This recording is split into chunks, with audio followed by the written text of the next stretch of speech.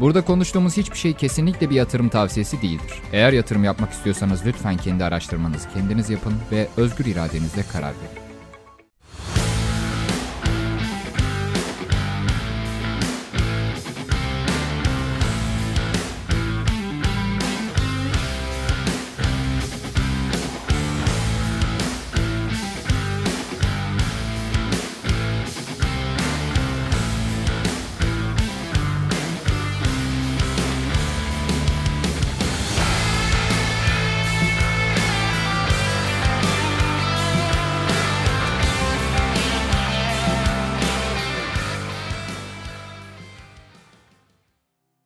Son zamanlarda kripto piyasasını oldukça meşgul eden ve herkesin merak saldığı bir konu var. Metaverse. Hatta bugünlerde o kadar popüler ki Web 3.0 ve blok zinciri dışında günümüzün büyük şirketleri bile bu konuya ilgi duymaya başladı. Facebook ya da yeni ismiyle Meta. Evet, konuyla öylesine yakından ilgilenmeye başladılar ki isimlerini bile Meta olarak değiştirdiler. Tabii ki bugün inceleyeceğimiz proje Meta değil. Biz daha merkeziyetsiz olan bir projeyle ilgileneceğiz. Wilder World. Wilder World, NFT ve Metaverse üzerine odaklanan bir proje olarak karşımıza çıkıyor. O halde sizi daha fazla oyalamadan neymiş bu Wilder World, gelin hep birlikte yakından inceleyelim. Wilder World, Ethereum, Unreal Engine ve Zero üzerine kurulmuş bir Metaverse evrenidir. NFT'leri Metaverse'te hayata geçirmek için Wilder World Market olarak bilinen 5D bir pazar oluşturma hedefine sahip, birden fazla sistemi içeren tamamen yeni bir gerçeklik boyutudur. Burada belki de açıklamamız gereken iki konu olabilir: Unreal Engine ve Zero. Unreal Engine oyun dünyasına hakim olanların bileceği bir konu. Kendisi çok gelişmiş ve oldukça gerçekçi bir oyun motoru. Oyunlardaki grafiklerin ve hareketlerin gerçek dünyaya olabildiğince yakın olmasını sağlayan bir oyun motoru.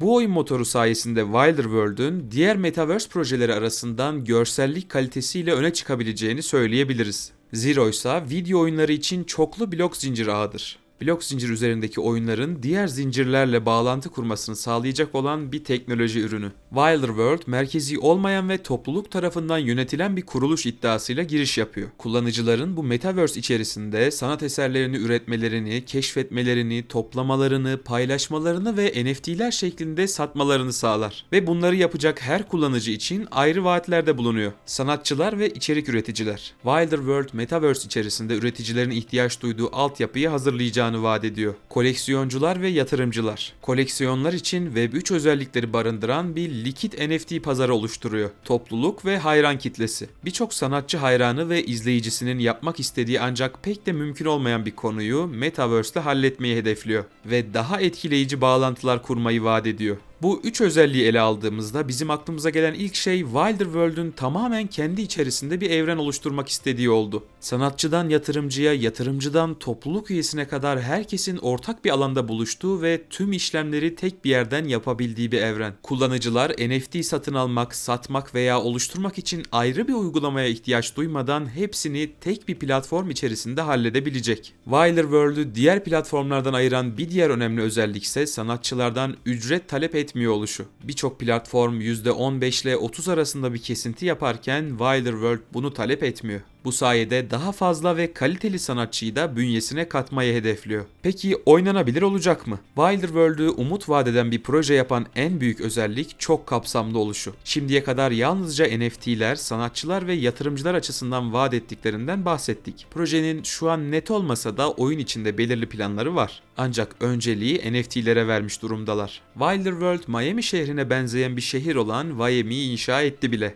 Bu şehir içerisinde ise oldukça popüler bir oyun olan Wells'le insanlar araba yarışları yapabiliyorlar. Ancak bu oyun yalnızca Miami şehrine özel bir şekilde tasarlandı. Diğer şehirlerde oynanması mümkün olmayacak. En azından şimdilik öyle. Wilder Wells oyununu şöyle özetleyebiliriz. Miami şehrindeki kullanıcılarla ödül kazanmak üzere yarış yaptığınız bir oyun. İster bir araç satın alabilir, burada araç diye bahsettiğimiz şey aslında bir NFT.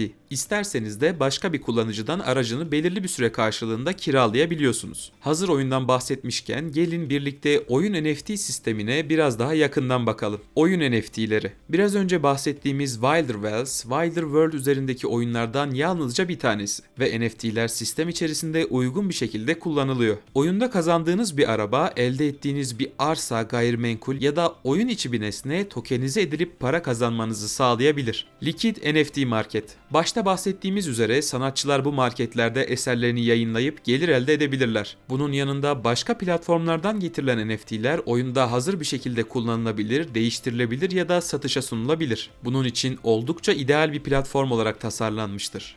Artist Guild, dünyanın dört bir yanından yetenekli sanatçılar için bir sosyal ağ platformu olarak nitelendirebiliriz. Diğer sanatçılar birbirleriyle iletişim kurabilir, video görüşme sağlayabilir ya da anlık mesajlaşmayla haberleşebilirler. Bu sayede isterlerse ortak bir projede çalışabilir ya da herhangi bir konuda birbirlerinden yardım alabilirler. Mint Factory, marka ortaklıkları için harika bir ortam olan Mint Factory, dünyanın dört bir yanından dijital 3 boyut sanatçıları NFT tasarlamak, basmak ve dağıtmak üzere birbirine bağlar. Ayrıca Mint Factory ile oluşturulan karakterler Wilder World platformunda da kullanılabilir. Stake mekanizması. Sistem içerisinde iki tip stake sisteminden bahsediliyor. Birisi endüstriyel staking, diğeri ise genel staking. Endüstriyel stake hakkında şu anda çok fazla bilgimiz yok, ancak NFT'lerle yapılacağını ve stake havuzuna konduktan sonra üçüncü taraf platformlarda satılamayacağına dair bilgilere sahibiz. Diğer bir stake yöntemi olan genel stake'de ise sistemin kendi jetonu olan Wild'la ödeme yapılacak. Bunun yanında yardımcı bir jeton olan Loot da stake sisteminde yer alıyor. Wilder World'ü diğer Metaverse projelerinden ayıran en büyük özelliği foto gerçekçilik olarak çok daha önde olması olabilir. Ölçeklenebilirlik ve büyüklük olarak da birçok rakibinden çok daha önde olduğunu rahatça söyleyebiliriz. Kullanmış oldukları oyun motoru Unreal Engine ile gerçek dünyadan ayırt edilemeyen birçok oyun ve animasyon oluşturulabiliyor. Bu da Wilder World'ün rakiplerinin önüne geçmesini sağlayan en önemli faktör. Tabloda en meşhur Metaverse projeleriyle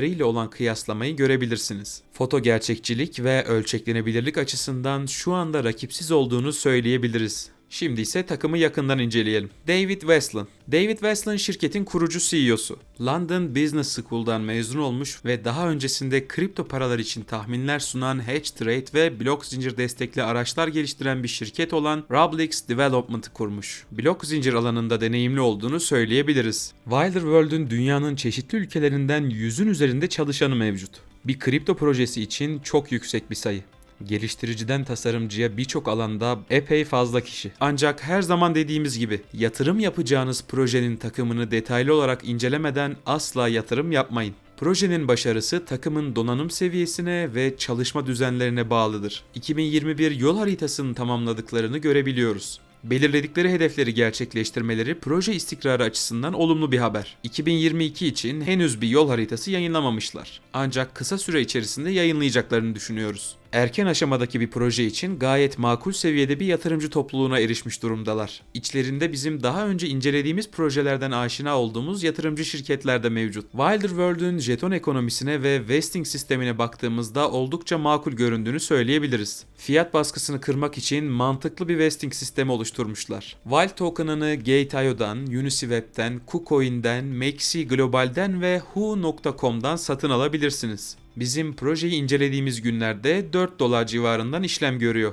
Toplam market cap'in %20'si dolaşımda ve bugünlerde ATH seviyesinin %47 altından seyrediyor. Aktif cüzdan sayısı ise 8500. Bülent Hoca uzun vade düşünen ve Metaverse projeleriyle ilgilenen kişiler için alım açısından iyi bir noktada olduğunu düşünüyor. Diğer Metaverse projelerine kıyasla çok daha kapsamlı ve gelişmiş olmasının uzun vadede fiyata etki edeceğini düşünmekte. Sosyal medya hesaplarına geldiğimizde Telegram'da 17.000, Twitter'da 86.000, Instagram'da ise 178.000 takipçiye sahipler. Bir kripto projesi için teknolojisi, yenilikleri kadar önemli olan şey kesinlikle topluluk yapısı ve sayısıdır. Wilder World'ün ulaştığı sayılara ve hesaplardaki etkileşim durumuna baktığımızda topluluk açısından gayet iyi bir yerde olduğunu söyleyebiliriz. Bunlar çok yüksek sayılar. Wilder World Metaverse projeleri içerisinde görsellik ve büyüklük açısından oldukça iyi bir seviyede. Rakiplerine oranla çok daha iyi teknolojiler kullanıyor. Oyun ve Metaverse projeleri için görselliğin bir hayli önemli olduğunu düşünürsek bu epey önemli bir etken. Çok erken aşamada bir proje olduğunu ve projenin daha da ileri gideceğini söyleyebiliriz. Ciddi rekabetin bulunduğu bir alan.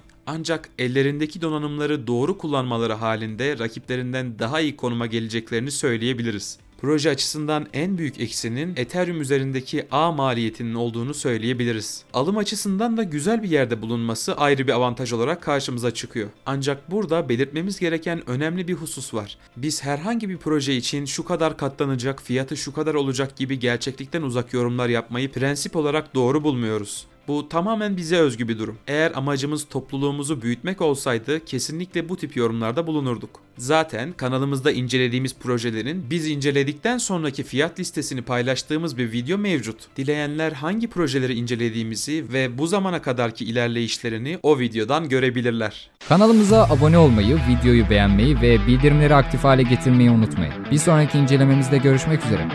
Şimdilik hoşça kalın.